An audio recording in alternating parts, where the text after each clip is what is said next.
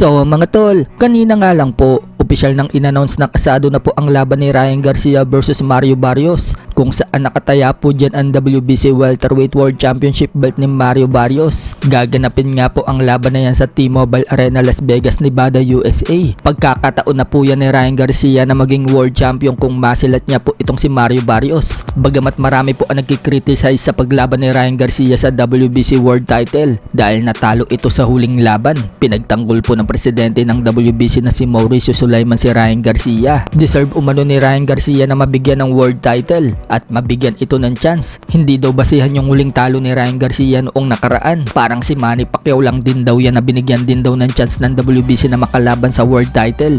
Ganyan din daw kay Ryan Garcia. May pag-asa naman daw si Garcia na manalo dito kay Barrios dahil isang elite fighter daw ito. Samantala, magandang balita nga din po para sa ating mga Pinoy boxing fans dahil kung matatandaan, sinabi ni former world champion Mark Magsayo na sa February din daw ang laban niya. At sinabi natin sa previous vlog natin na baka undercard si Magsayo sa Ryan Garcia versus Mario Barrios. So nagkatotoo nga po yung sinabi natin dahil talagang undercard pala si Magsayo. Nalaman po natin yan matapos ibunyag ni Magsayo sa isang comment section. Sinabi niyang undercard daw siya nang may magtanong ng isang fan kung undercard nga ba siya sa Ryan Garcia versus Mario Barrios. Subalit hindi po binanggit ni Magsayo kung sino yung kalaban niya. Pero malamang sa malamang mga tol, si Michael Magnesi ng Italy ang makakalaban ni Magsayo at tiyak na title eliminator po yan or interim sa WBC Super Featherweight. Kaya suportahan po natin ang pagbabalik ni Magsayo sa ibabaw ng ring.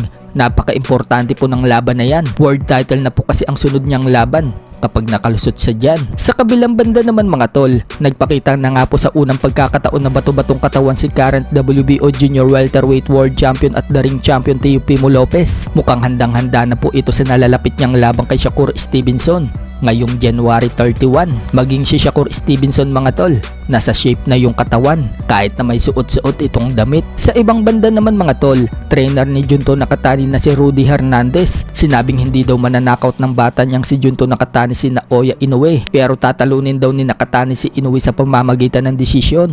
Pero kung mananalo daw si Nakatani ng knockout, mas lalong maganda daw yon at mapapawaw daw siya. May mga nagsasabi naman mga tol na mukhang sabi-sabi lang daw yan ng trainer ni Nakatani, pero ang totoo, plano daw talaga nilang in-knockout si Inoue. Mismong si Nakatani na po kasi ang nagsabi mga tol na mabilis daw si Inoue at kailangan niya na matinding timing para makatama ng solid kay Inoue. Yung hindi na daw babangon itong si Inoue para sure na ang panalo. So plano nga pong ganapin ang laban nila sa buwan ng May. Sa iba pang balita mga tol, Casimero nag-ala Super Saiyan. Sinabi nga po ni head coach Jason Casimero, hari daw ng mga Saiyan si Cuadro Alas.